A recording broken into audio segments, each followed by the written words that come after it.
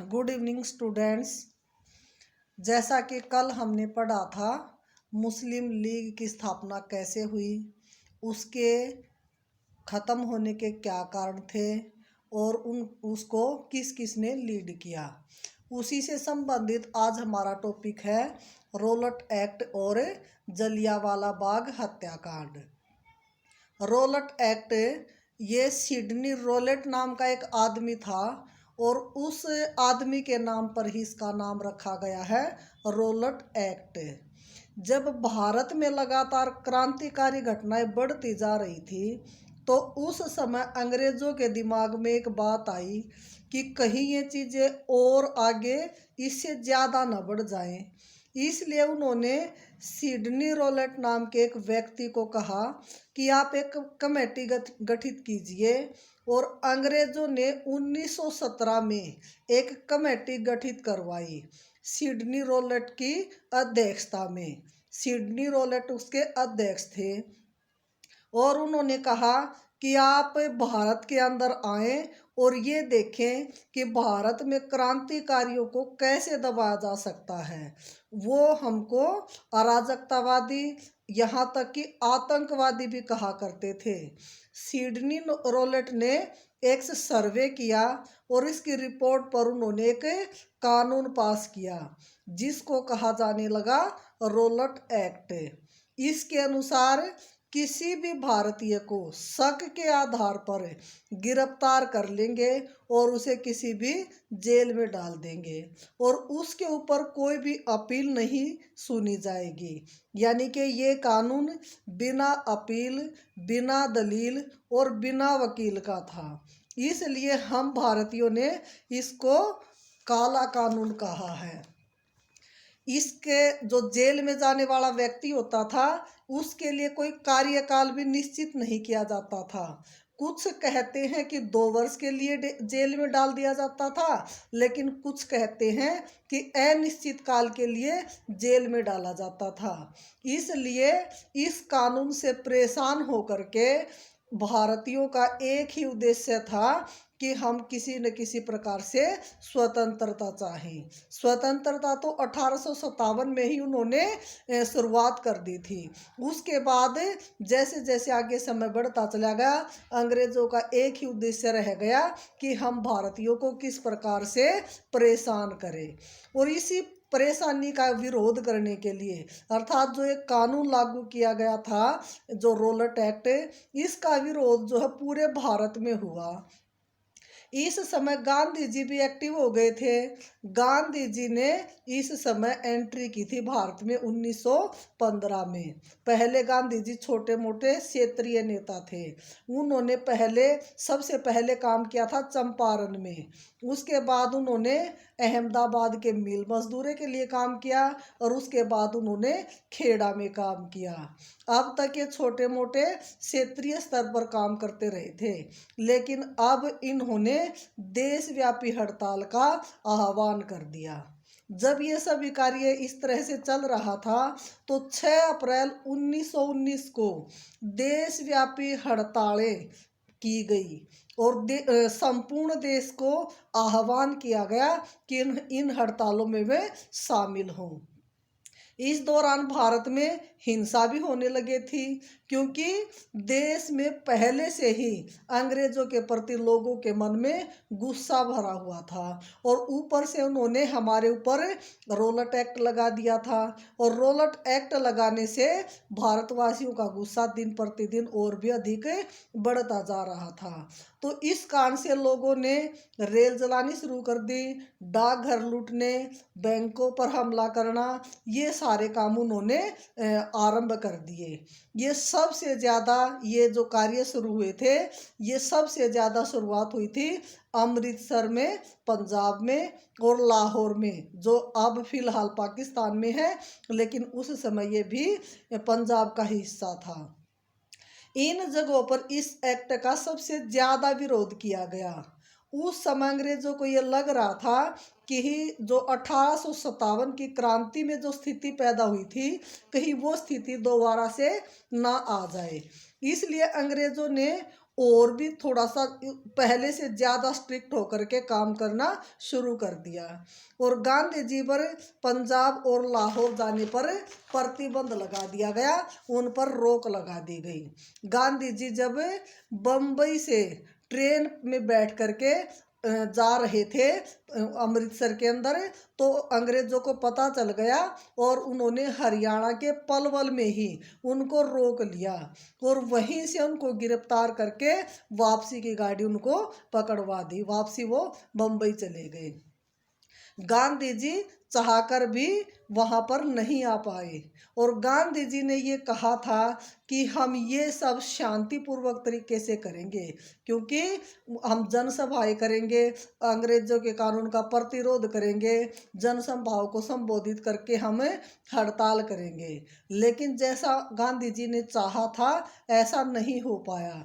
वहाँ पर शांति की जगह अशांति होने लगी, हिंसा की जगह अहिंसा वो चाहते थे और अहिंसा की जगह हिंसात्मक रूप ले लिया।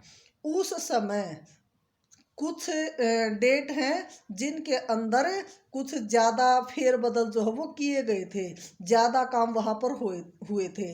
जैसे 6 अप्रैल 1919 को देशव्यापी हड़ताल की गई। 9 अप्रैल को 2 बड़े लीडर थे हमारे, एक सत्यपाल और एक सैफुद्दीन किचलू, इन दोनों बड़े नेताओं को पकड़ लिया गया और मांडले जेल में डाल दिया गया। 10 अप्रैल को जनसभाएं की गई डिप्टी कमिश्नर के घर के सामने। वहीं पर देर तक लोगों ने प्रदर्शन किया और उन्होंने वहां पर आगजनी की घटनाएं भी की, जिससे वहां के अंग्रेज अधिकारियों ने पुलिस को कहा कि इनके ऊपर फायरिंग करो और उन्होंने वहां पर फायरिंग कर दी और इस फायरिंग से 20-22 आदमी मारे गए, जिससे भीड़ और भी गुस्से में आ गई और उन्होंने उस डिप्टी कमिश्नर के ऑफिस में आग लगा दी। उसके बाद 11 अप्रैल को एक अंग्रेज महिला टीचर थी जो मशीनरी स्कूल चलाती थी, वह साइकिल पर सवार होकर के जा रही थी अपने स्कूल को बंद करने के लिए ताकि स्कूल में आग ना फैले। जब वो साइकिल पर एक पतली सी गली से जा रही थी निकल करके भारतीयों से बच करके, तो कुछ भारतीयों ने उसे वहां से जाते हुए देख लिया और उसको घेर लिया और उसके साथ गलत व्यवहार किया। उसके बाल पकड़कर उसको नीचे गिराना, लातों से मारना, इस तरह से अभद्र उसके साथ व्यवहार किया। इस कारण से अंग्रेज और भी अधिक भड़क गए और उन्होंने ये लगा कि अब बात हमारे हाथ से निकल गई है और यहाँ पर अब मिलिट्री लॉ यानी कि मार्शल लॉ लागू करना ही पड़ेगा। इस प्रकार से 13 अप्रैल 1919 को अंग्रेजों ने अमृतसर में मार्शल लॉ लगा दिया। मार्शल लॉ यानी कि सेना का कानून। उन्होंने कहा कि कहीं पर भी जनसभा नहीं होगी, 4 से ज़्यादा लोग कहीं पर भी इकट्ठे नहीं होंगे। ये जानकारियाँ सभी को नहीं दी गई, सभी भारतीयों को इस बात की जानकारी नहीं थी कि वहाँ पर अमृतसर के अंदर मार्शल लॉ लगा दिया गया है। 13 अप्रैल को भारत में बैसाखी का त्यौहार मनाया जाता है जो भारतीयों के लिए महत्वपूर्ण त्यौहार है और उसी दिन एक बड़ा मेला लगता था, पशु मेला जिसको कहते थे पंजाब के अंदर। तो किसी को पता नहीं था, सभी कोई त्यौहार मनाने के लिए और कोई मेले में शामिल होने के लिए आ रहा था। लेकिन पुलिस उस समय एक्टिव थी क्योंकि मेले में हजारों लोग आए थे और मेले को जनरल डायर ने 2 बजे जानबूझ करके बंद करवा दिया। अब लोगों के सामने एक समस्या थी कि अब वो कहाँ जाएं और किस तरह से जाएं। अब लोगों ने ये सोचा कि एकदम यहाँ से कहीं जाया नहीं जा सकता है, इसलिए उन्होंने सोचा यहाँ पर एक बाग है बहुत बड़ा जिसको जलियांवाला बाग कहते हैं। ये 6-7 एकड़ में फैला हुआ है जिसमें जाकर हम बैठ जाते हैं और कुछ समय जलपान वगैरह करते हैं और उसके बाद यहाँ से निकल जाएंगे। इसमें छोटे छोटे, इस बाग के अंदर छोटे छोटे 4-5 एंट्री गेट हैं। ज्यादातर उन पर ताले ही लगे रहते हैं, सिर्फ एक मेन गेट खुला हुआ रहता है। और इसी दिन ऐसा हुआ सौभाग्य से कि क्रांतिकारियों का एक दल, एक ग्रुप भी वहां पर बैठक कर रहा था और उन्होंने भी उस बाग को ही अपनी गतिविधियों का केंद्र चुना था। वो चाहते थे कि किस प्रकार से अंग्रेजों ने जो मार्शल लॉ लागू कर दिया है और जो रोलट एक्ट लगा दिया है, इस पर का विरोध करने के लिए वो जलियांवाले बाग के अंदर इकट्ठे हुए थे। किसी को मार्शल लॉ के बारे में पता नहीं था, जो साधारण जनता वहां पर आ रही थी। जैसे वहां पर कुछ धर्म से संबंधित लोग थे, कुछ उत्सव देखने के लिए आए थे, कुछ मेले में आए थे। इसके अतिरिक्त वहां पर एक गोल्डन टेम्पल है। उस गोल्डन टेम्पल में भी धर्म से संबंधित जो तीर्थ यात्री थे वहां पर भी काफी आया करते थे। कुछ व्यापारी थे जो वहां पर आते थे। कुल मिलाकर के सारे जब चारों तरफ से अंग्रेजों ने उनको घेर लिया और उनके ऊपर प्रतिबंध लगा दिया और उनको बताया कि यहाँ पर मार्शल लॉ लगा हुआ है, इसलिए यहाँ से बाहर कोई नहीं जा सकता है, इसलिए उन्होंने जानबूझ करके उस मेले को बंद करने का 2 बजे, शाम के 2 बजे आदेश दे दिया। उसी समय वो जैसे ही बाग में गए, वहां पर इकट्ठा हो गए, तो क्रांतिकारियों ने से भी सौभाग्य से उसी जगह को चुना था। और वहां पर जो क्रांतिकारी थे वो अपने नेताओं को संबोधित कर रहे थे, अपनी प्रजा को ये बता रहे थे जो भी उनके साथ थे कि हमें आगे की कार्रवाई कैसे करनी है। और उस बाग में जितने भी उपस्थित लोग थे, जैसे हम भारतीयों की आमतौर पर यह आदत होती है कि एक आदमी जहाँ पर बोल रहा होता है वहाँ पर हम कुछ देर के लिए रुक करके उसको सुनते हैं। इसी तरह वहाँ पर जितने बच्चे, बूढ़े, छोटे बड़े जितने भी थे, वे सभी उन क्रांतिकारियों की बातों को सुनने लगे। इसके जैसे ही वो ये बातें कर रहे थे, क्रांतिकारियों ने जो समय निर्धारित किया था वो 5 से 6 बजे के बीच का समय निर्धारित किया था। इसलिए उस समय जो जनरल डायर था उसने 5:37 पर उस गेट को बंद करवा दिया। और वहाँ की जो दीवारें थी वो 10, वहाँ पर 10-20 हजार जो लोग हैं उस पार्क में इकट्ठे हुए थे। ये सारी खबरें जनरल डायर के पास थी और माइकल डायर के पास भी थी। वो ये योजना कर रहे थे कि इन पर अटैक किस तरीके से करें। और उनको एकदम कहा गया कि आपके पास 3 मिनट हैं यहाँ से बाहर भागने के लिए।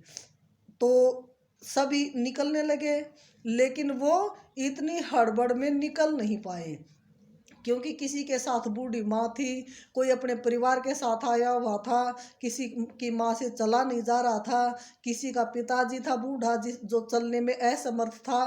तो 3 मिनट के अंदर वो क्या कर सकते थे, लेकिन उन्होंने एकदम से ऐसा आदेश दिया कि सभी यहाँ से भाग जाओ। जनरल डायर ने 3 मिनट होते ही अंधाधुंध गोलियां बरसानी आरंभ कर दी और हजारों की संख्या में लोग मार दिए गए। और उसके बाद वहां पर कर्फ्यू लगा दिया गया। जो घायल थे उनको भी किसी भी प्रकार की सुविधा नहीं मिली। 5:37 में अंग्रेजों की जो गाड़ियां थी वहां पर आई और उन्होंने और भी ज्यादा 1600 के लगभग गोलियां उन्होंने उस भीड़ पर बरसाई। लोग जान बचाने के लिए, पास में ही एक खाली कुआं था, कुछ लोगों ने सोचा कि इस कुएं में ही कूद पड़ते हैं, इसलिए हो सकता हम यहीं से बच जाए। वो 1-2 कूदा तो बाकी सभी ने देखा, वो भी एक के बाद उसमें कूदने लगे। इस तरह से उस कुएं के अंदर भी काफी लोग कूद गए और दम घुटने के कारण वहां पर मर गए।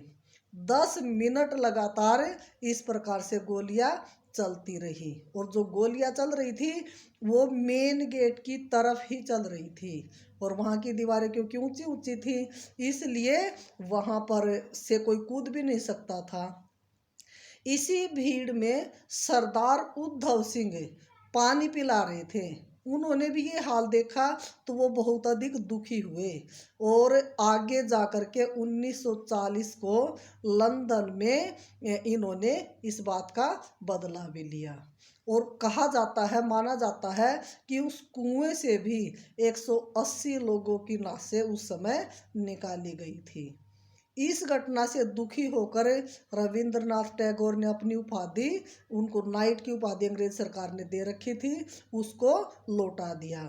शंकर अय्यर जो उस समय वायसराय की कारिणी परिषद में कार्य कर रहे थे, उन्होंने भी इस्तीफा दे दिया।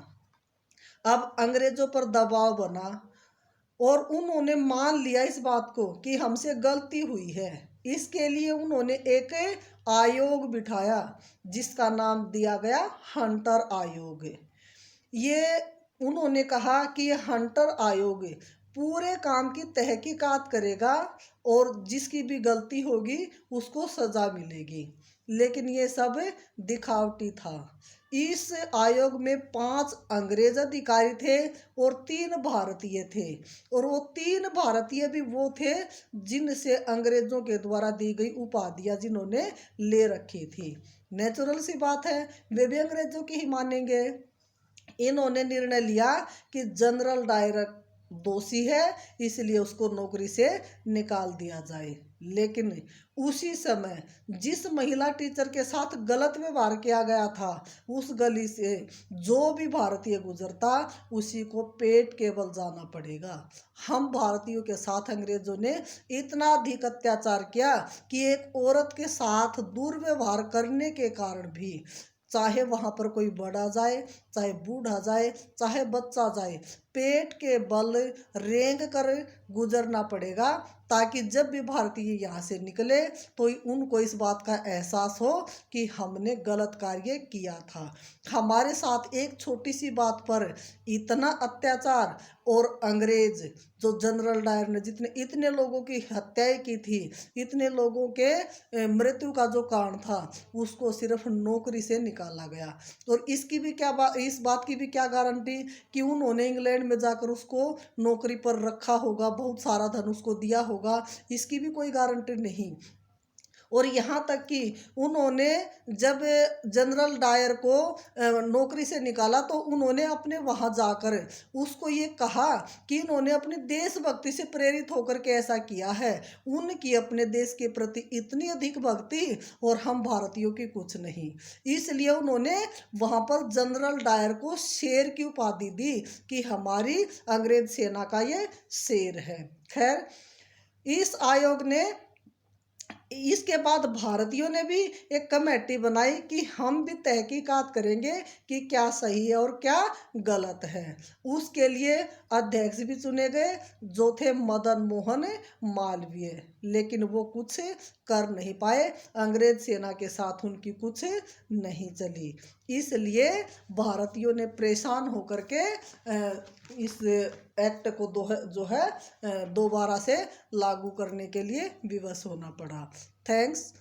अगर आपको मेरी वीडियो अच्छी लगी हो तो प्लीज़ लाइक और सब्सक्राइब ज़रूर करना।